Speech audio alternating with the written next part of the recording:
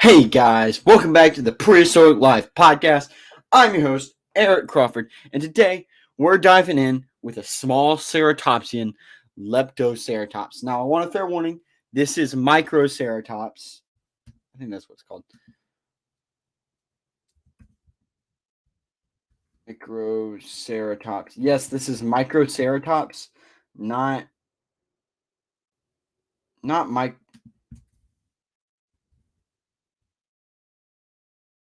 I'm struggling apparently. Microceratops. Maybe this is Leptoceratops. Besides the point. It is not Leptoceratops. It is. I dropped an edit about it. Apparently, I don't remember what it's called off the top of my head. And that is a problem because I should totally know what it is if I'm going to say that it's not that.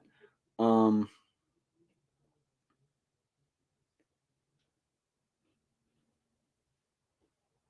Protoceratops. My bad. This is not Protoceratops, or this is Protoceratops. This is not Protoceratops. So this thing comes in at a whopping 3.2-ish feet tall. It weighed about 150 to 140 pounds. So wow, this thing was a whopping 6 to 7-ish feet long at its like max. Of course, they're smaller. Its diet was herbivores, bushes, shrubs, berries, ferns, things like that. It was found in Canada, Alberta, the U.S., Wyoming. I'm gonna get a chance to find one. You never know. Wink, wink, nudge, nudge, hint, hint. Maybe, maybe. It is a small ceratopsian herbivore. It lived in pretty large herds like micro or protoceratops. 7 to 12ish. I'd give strong bite force like it's four founder protoceratops. I'm just kidding. It was named by Barnum Brown in 1914. While Leptoceratops was probably quadrupedal, like its larger cousins, the rear legs were much longer than the front legs. This had led to the suggestion that Protoceratops may have been occasionally bipedal, either for the purpose of reaching up for food sources or running at speeds similar fashion to how hadrosaurs movement is interpreted. As with other ceratopsians, Leptoceratops probably used its hard beak to chop. Wow. The leafy like parts of the vegetation, leafy grounds of vegetation and things like that from cycads and ferns. So those are types of plants that they have. So it probably uses its beak to kind of trim the plants back and munch them a little bit, things like that. So again, this thing is, if I'm not mistaken, if I can find Protoceratops in a reasonable time.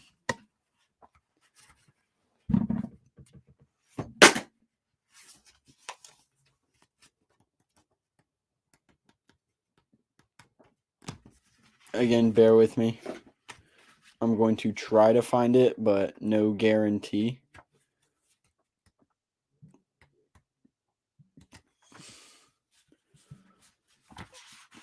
Lystrosaurus.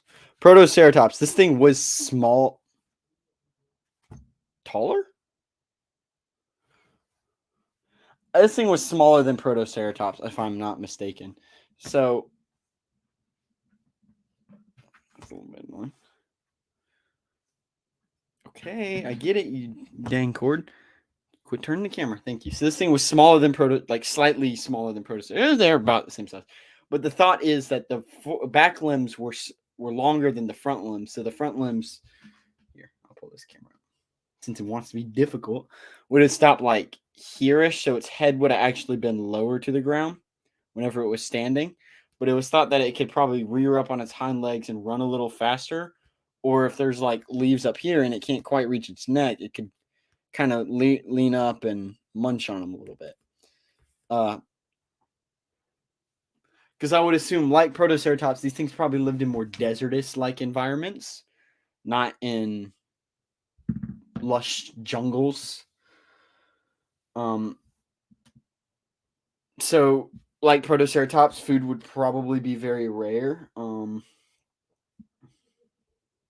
Leptoceratops meaning lean horned face and derives from Greek lepto meaning small, insignificant, slender, meager, or lean. Curata meaning horn, and ops meaning face. Is a genus of primitive ceratopsian dinosaurs from the late Cretaceous period, late Maastrichtian age, 66.8 to 6603 billion, 66038 million years ago, not billion, of what is now Western North America, at the same time as the giant relatives of the genus Triceratops. The skulls have been found in Alberta, Canada, and in Wyoming. Although Alberta is in Canada, so I guess they're just specifying Alberta in Canada. They could probably stand and run on their hind legs. Analysis of the forelimb function indicates that even though that they could pronate their hands, they could also walk on four legs. Leptoceratops was around 2 meters, 6.6 feet long, and could have weighed between 68 and 200 kilograms, 150 to 440 pounds. So yeah, this thing is actually kind of crazy. This is a very unique creature because it's one of like few-ish non-hadrosaur dinosaurs. I won't even say that. There's a lot of dinosaurs, but it's one of those, which I think I don't really know. It might be one of the only ceratopsians that can do that. Off the top of my head, it's probably one of the only ceratopsians that was thought to be able to rear up on its hind legs. The first small ceratopsian named Leptoceratops was discovered in 1910 and described 4 years later by Barnum Brown in the Red Deer Valley in Alberta, Canada.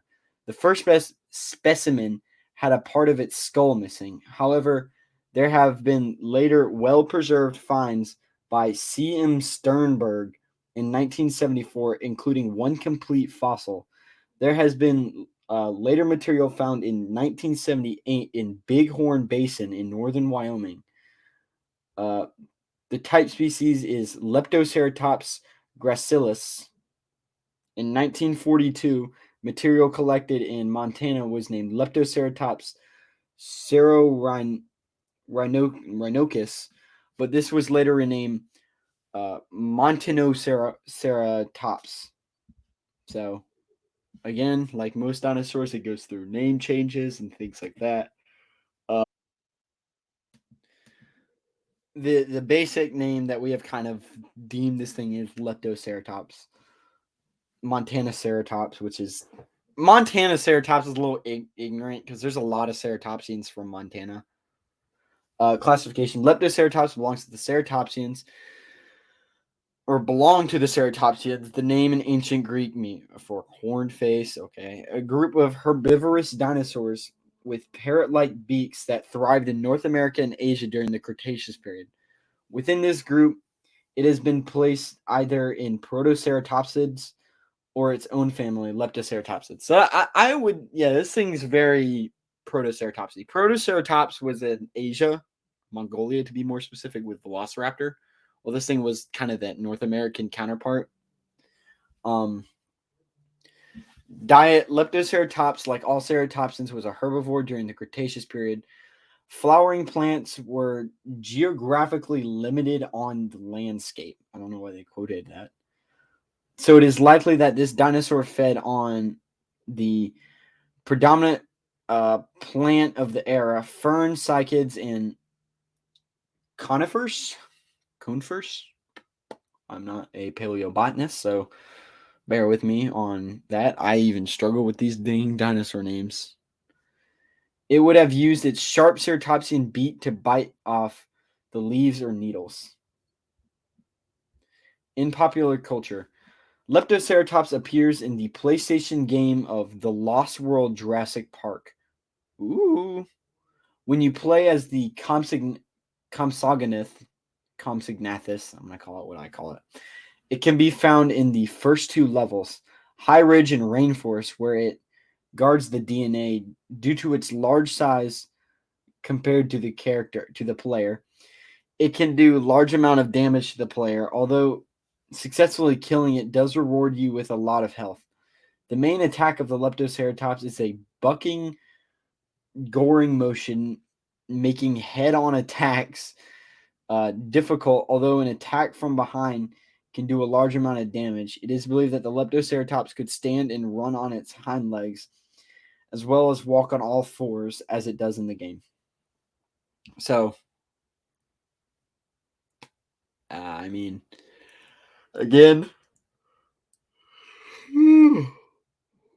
Jurassic Park putting these things back, or interesting dinosaurs back on the map, putting unknown dinosaurs back on the map since 1993. It's seen as an illustration at the beginning of the Lost World 1998 film. In the opening credits, along with the Centrosaurus, digital visual effects, image animation, and Big Bang animation. It's an unknown Ceratopsian. Some say it's an unknown Ceratopsian.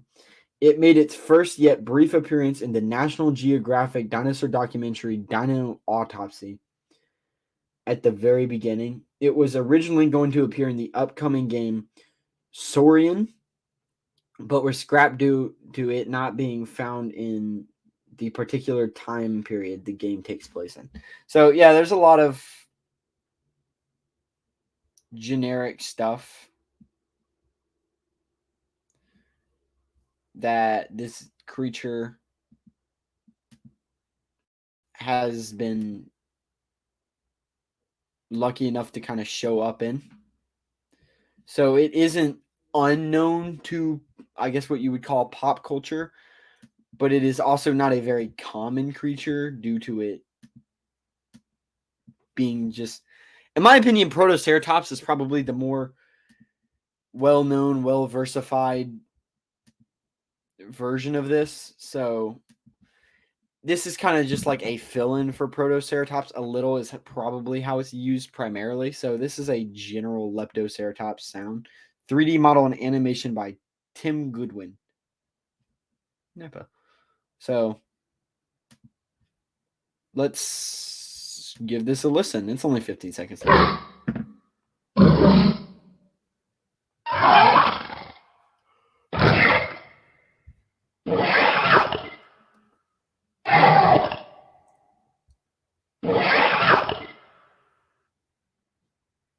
All right.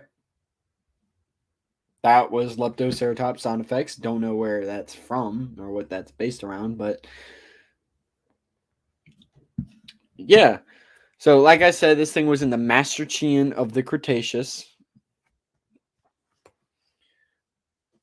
So, for those of you that don't know, Cretaceous is up here.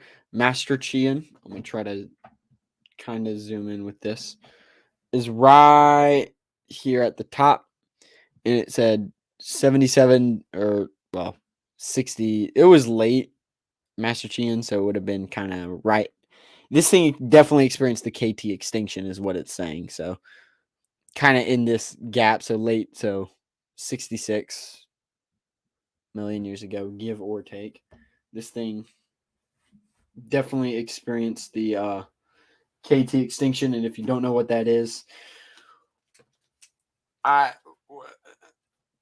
why are you here? That's basic dinosaur knowledge. The asteroid that killed the dinosaurs. That's the KT extinction. So yeah, this is my episode on Leptoceratops. So, but if you want to go see, because I bet in Wyoming or Montana or Alberta were fossil or dinosaur trips. So go check out dinosaur trips. They're actually going to Alberta very soon. Go check out dinosaur trips. They're getting geared up to go to Alberta. I don't know if it's too late to buy tickets. And if it is, I am so sorry. Maybe you can book tickets for next year. But if you do that, Tell them that Prehistoric Life sent you, and they will give you $250 off your tickets. They'll give you $250 off your tickets if you tell them that Prehistoric Life sent you. Also, if you want to see their Instagram, there's their Instagram, so go check them out. Please, I'm begging you, go check them out. Tell them Prehistoric Life sent you. They'll give you $250 off your tickets. And if you go to Alberta and you happen to see a Leptoceratops in a museum somewhere and you decide to post a picture, please tag me in it. And I want to see if somebody from here, from Prehistoric Life, use that gift certificate, whatever you want to call it. And you got $250 off their tickets and got to go see a Leptoceratops and a dinosaur that we've actually talked about. But while you're checking out their account on Instagram, go check out my account. I post additional content, dinosaur of the week, reels, things like that, stuff on my story. So please go check that out. That's where I go talk about everything else. So, and if you want to see my content early, I try to post it 2-ish days earlier on YouTube. If you're watching this on YouTube, please like and subscribe. If you're not, go check out my YouTube channel and like and subscribe. Easy enough. But yeah. And if you want all that in one easy place, go check out my website, prehistoriclifepodcast.com. From there, you can get to my YouTube and my Instagram account. As you can see, we have Ripper Rivinator as last episode. So please go check that out. And that is all for me. I am your host, Eric Crawford, signing off. I will see you all next time. Remember, keep it prehistoric. Goodbye.